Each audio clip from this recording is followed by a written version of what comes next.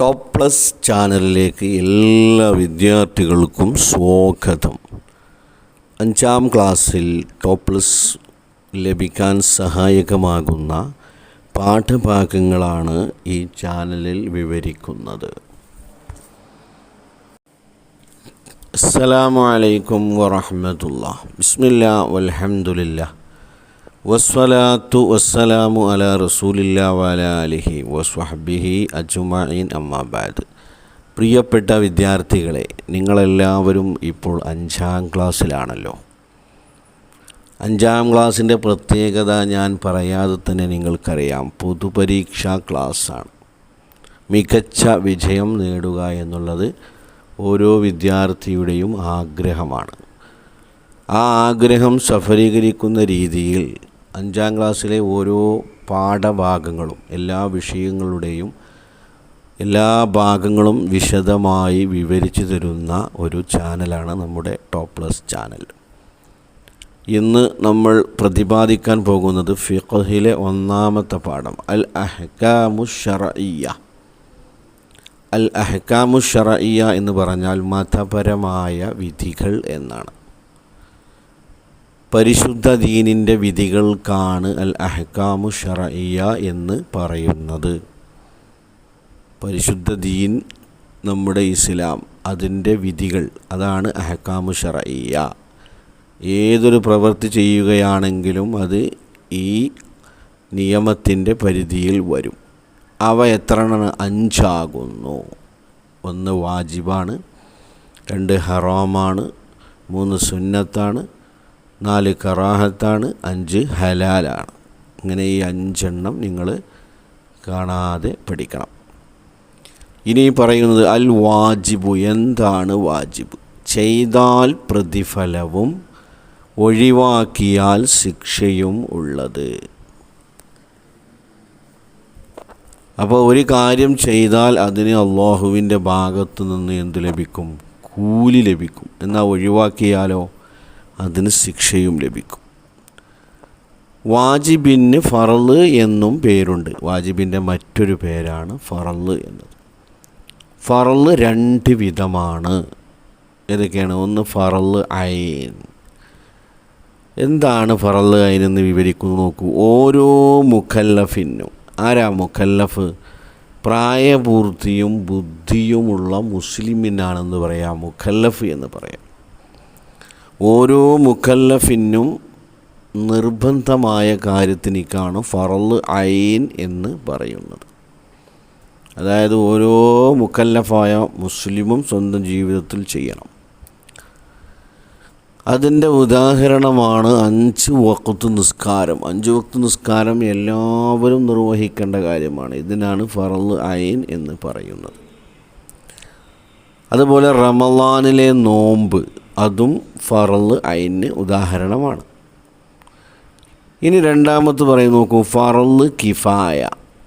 സമൂഹത്തിൽ നിന്ന് ചിലർ ചെയ്താൽ എല്ലാവരും ശിക്ഷയിൽ നിന്ന് ഒഴിവാകുന്നതും ആരും ചെയ്തില്ലെങ്കിൽ എല്ലാവരും കുറ്റക്കാരാകുന്നതുമാണ് എന്ത്? ഫറള് കിഫായ. നമ്മുടെ ഇടയിൽ സമൂഹം എന്ന് പറഞ്ഞാൽ അതാണ് നമ്മൾ ജീവിക്കുന്ന എല്ലാവരും കൂടിയ ഒരു ഗ്രൂപ്പ്, അതാണ് സമൂഹം. അപ്പോൾ അതിൽപ്പെട്ട ഒരാളെങ്കിലും ആ കാര്യം ചെയ്യണം, എന്നാൽ എല്ലാവരും കുറ്റത്തു നിന്ന് രക്ഷപ്പെടും. ആരും ചെയ്തില്ല എങ്കിൽ എല്ലാവർക്കും ശിക്ഷ ലഭിക്കും. അങ്ങനത്തെ കാര്യമാണ് ഫറള് കിഫായ.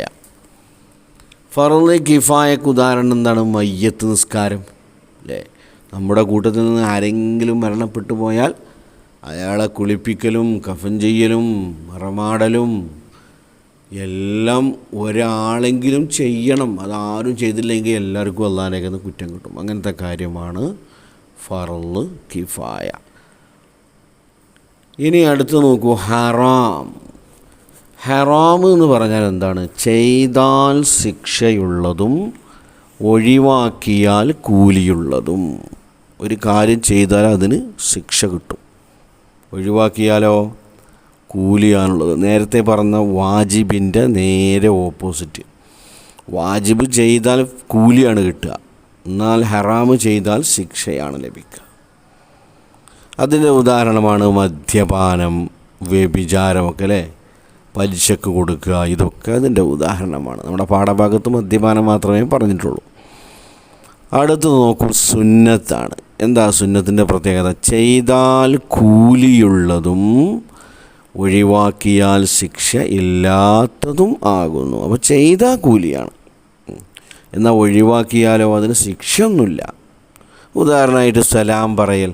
ഒരാളോട് സലാം പറഞ്ഞില്ല, ഒരാളെ കണ്ടുമുട്ടിയപ്പോൾ സലാം പറഞ്ഞില്ല, അതിന് കുറ്റം കിട്ടുമോ? ഇല്ല. എന്നാൽ സലാം പറഞ്ഞാലോ അതിന് കൂലിയുണ്ട്. അതേപോലെ ഒരാൾ തൊപ്പി ധരിച്ചു നിസ്കരിക്കുമ്പോൾ, അപ്പോൾ അങ്ങനെ ധരിച്ചാൽ അതിന് സുന്നത്തുണ്ട്.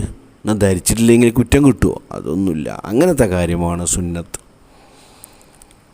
ഇതിന് മറ്റ് പേരുകൾ എന്തെല്ലാമാണുള്ളത്? മൻദൂബ് എന്നൊരു പേരുണ്ട്, തതവ്വു എന്നൊരു പേരുണ്ട്, നഫിൽ എന്നൊരു പേരുണ്ട്, മുസ്തഹബ് എന്നൊരു പേരുണ്ട് അല്ലേ. ഇനി അടുത്ത് നോക്കൂ, അൽ കറാഹത്തു. എന്താണ് കറാഹത്ത്? ചെയ്താൽ ശിക്ഷ ഇല്ലാത്തതും ഒഴിവാക്കിയാൽ കൂലിയുള്ളതും. അപ്പോൾ ഒരു കാര്യം ചെയ്താൽ അതിന് ശിക്ഷ ഇല്ല, എന്നാൽ അത് ഒഴിവാക്കിയാലോ, അങ്ങനെ ചെയ്യുന്നത് ഒഴിവാക്കിയാലോ അതിന് കൂലിയുണ്ട്. ഉദാഹരണം ഈ പാഠഭാഗത്തിൽ പറഞ്ഞത് നിസ്കാരത്തിൽ തല തുറന്നിട്ട് നിസ്കരിക്കുക, അഥവാ തൊപ്പി ധരിക്കാതെ ഒരാൾ നിസ്കരിച്ചാൽ അങ്ങനെയുള്ള നിസ്കാരത്തിന് എന്താണ്, അങ്ങനെ ചെയ്യുന്നത് കറാഹത്താണ്. അങ്ങനെ ചെയ്താൽ ശിക്ഷയൊന്നുമില്ലെങ്കിലും ആ കാര്യം ഒഴിവാക്കിയ, തൊപ്പി ഇടാതെ നിസ്കരിക്കുന്നത് ഒഴിവാക്കിയിട്ട് തൊപ്പി ഇട്ട് നിസ്കരിച്ചാൽ അവൻ എന്താണ്, അത് കൂലി കിട്ടും. അത്തരത്തിലുള്ള ഒരു കാര്യത്തിനാണ് എന്ത് പറയുക, കറാഹത്ത് എന്ന് പറയുക. നമ്മുടെ പാഠഭാഗത്തിൽ അതേ പറഞ്ഞിട്ടുള്ളൂ. ഉദാഹരണം, മറ്റൊരു ഉദാഹരണമാണ് വലത് ഭാഗത്തേക്ക് തുപ്പുക, മുൻഭാഗത്തേക്ക് തുപ്പുക, ഇതൊക്കെ കറാഹത്താണ്. അടുത്തത് ഹലാലാണ്. എന്താ ഹലാൽ? ചെയ്താലും ഇല്ലെങ്കിലും ശിക്ഷയും കൂലിയും ഇല്ലാത്തത്. ഇപ്പോൾ ഒരാളൊരു കാര്യം ചെയ്തു, എന്നാൽ അതിനെന്തില്ല, ശിക്ഷയും കൂലിയില്ല.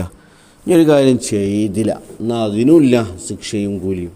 അങ്ങനത്തെ ഒരു കാര്യം, അങ്ങനത്തെ ഒരു വിധിയും ഉണ്ട്. ഉദാഹരണമായിട്ട് പറയുന്നത് എന്താണ്, നല്ല ചെരുപ്പ് ധരിക്കുക. ഒരാൾ നല്ല ചെരുപ്പ് ധരിച്ചു, എന്നാൽ അതിന് പ്രത്യേകമായിട്ട് കൂലിയുണ്ടോ? പ്രത്യേകമായിട്ട് കൂലിയൊന്നുമില്ല. ശിക്ഷ ഉണ്ടോ? നല്ല ചെരുപ്പ് വാങ്ങിയ ശിക്ഷ ഉണ്ടോ? ഇല്ല. ഇനി ഒരാൾ നല്ല ചെരുപ്പ് വാങ്ങിയില്ല, വേറെ സാധാ ചെരുപ്പാണ് വാങ്ങിയത്, എന്നാൽ അതിന് കുറ്റമുണ്ടോ? ഇനി ഒരാൾ ചെരുപ്പ് ധരിച്ചില്ല, എന്നാൽ അതിന് കൂലിയുണ്ടോ? അങ്ങനെയൊന്നും ഇല്ല. ചെയ്താലും ഇല്ലെങ്കിലും ശിക്ഷയും കൂലിയും ഇല്ലാത്തത്. ഇതിനുമുണ്ട് മറ്റു പേരുകൾ. എന്തെല്ലാമാണ് മറ്റു പേരുകൾ? മുബാഹ്, ജായിസ്, ഇങ്ങനെ തുടങ്ങി 2 പേരുകൾ ഇതിനും ഉണ്ട്. ഇൻഷാ അല്ലാഹ് ഇതിൻ്റെ തദ്രീബാത്ത്, ഒന്നാമത്തെ പാഠത്തിൻ്റെ തദ്രീബാത്ത് നമുക്ക് അടുത്ത ക്ലാസ്സിൽ പ്രതിപാദിക്കാം. വാഖിറു ദഅ്വാനാ അൽഹംദുലില്ലാഹി റബ്ബിൽ ആലമീൻ. അസ്സലാമു അലൈക്കും വറഹ്മത്തുള്ളാഹി വബറകാതുഹു.